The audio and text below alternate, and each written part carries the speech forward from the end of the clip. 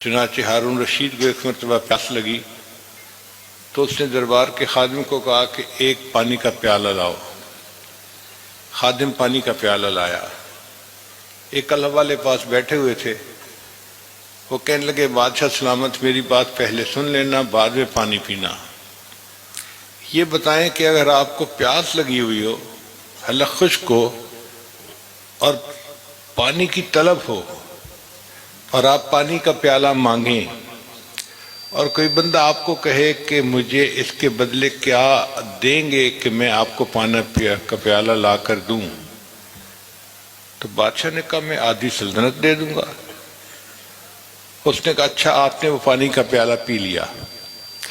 اب پانی کا پیالہ جسم میں پیشاب بن کے رک گیا، نکلتا نہیں اور آپ سخت تکلیف میں ہیں، اور پوری دنیا میں ایک حکیم ہے جس کے پاس پیشاب آور دوائی ہے۔ وہ کہتا ہے کہ مجھے پہلے فیس دو پھر دوائی دوں گا، تو آپ کتنی فیس دینے کے لیے تیار ہو جائیں گے؟ اس نے کہا آدھی سلطنت دینے کے لیے تیار ہو جاؤں گا۔ کہنے لگے کہ اس کا مطلب کہ تیری ساری بادشاہی کی قیمت ایک پانی کا پیالہ پینے اور جسم سے پیشاب بنا کر نکال دینے کے برابر ہے، کیا اس پہ تو فخر کرتا ہے اور غرور کرتا ہے؟ تو اور رشید کی آنکھوں میں آنسو آ گئے کہ واقعی ہم تو محتاج بندے ہیں، اللہ تعالیٰ کی نعمتوں کے بغیر تو ہم جی ہی نہیں سکتے۔ میرے پاس ایک مرتبہ مہمان آئے، امریکہ سے ڈاکٹر تھے، میں نے انہیں کھانا کھلایا، پھر میں نے انہیں بستر پہ پہنچایا اور کہا کہ یہ آپ سو جائیں، فجر کی نماز کے لیے میں آ کے جگاؤں گا اور آپ کو لے کے مسجد جاؤں گا۔ تو وہ دیوار کے ساتھ اوٹ لگا کر بیٹھے اور کہنے لگے جی میں سو جاؤں گا۔ میں نے سوچا کچھ اوراد و وظائف کرنے ہوں گے تو ٹھیک ہے کرے، چلا گیا۔ جب صبح فجر کے لیے جگانے کے لیے ان کے کمرے میں آیا تو اسی طرح بیٹھے، ٹیک لگائے اور سوئے ہوئے تھے۔ میں نے انہیں جگایا، پھر راستے میں نے ان سے پوچھا آپ رات کو پوری رات اسی طرح بیٹھے رہے یا لیٹ کے سوئے تھے بعد میں اٹھ کے بیٹھے؟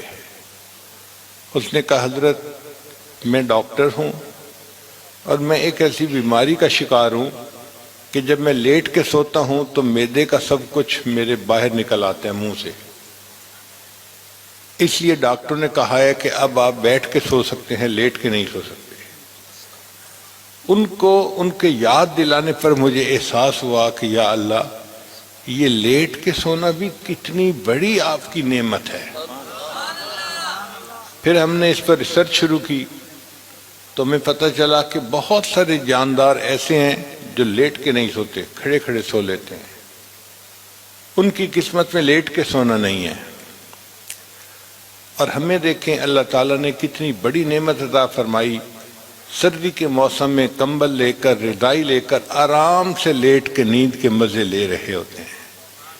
یہ اللہ تعالیٰ کا فضل اور اس کا احسان ہی تو ہے۔ ایک مرتبہ میں نے حرم شریف میں نماز پڑھی تو اگلی صف میں ایک عربی آدمی تھا، جبہ پہنا ہوا تھا۔ میں اسے دیکھ کر حیران ہوا کہ اس کے دونوں بازو کندھوں سے کٹے ہوئے تھے، یعنی سرے سے بازو تھے ہی نہیں، اور وہ نماز پڑھ رہا تھا۔ میں یہی سوچتا رہا یا اللہ، یہ اپنے منہ میں لقمہ کیسے ڈالتا ہوگا؟ دوسرے کی محتاجی خود تو ڈال بھی نہیں سکتا، اے اللہ یہ قضائے حاجت سے فارغ کیسے ہوتا ہوگا؟ اے اللہ رات کو سوتے ہوئے اس کے اوپر سے کمبل رضائی ہٹ جائے تو یہ دوبارہ رضائی کو کیسے اپنے اوپر لیتا ہوگا؟ اور ایسا بندہ بھی حرم میں آ کے نماز پڑھ رہا ہے اور اللہ کا شکر ادا کر رہا ہے۔ ہمیں اللہ نے صحیح سلامت ہاتھ دیے، پاؤں دیے، جسم دیا، ہم اللہ کا کیوں نہیں شکر ادا کرتے؟ ہمیں بھی چاہیے کہ جتنا شکر ادا کرتے ہیں، کر سکتے ہیں، اتنا زیادہ کریں۔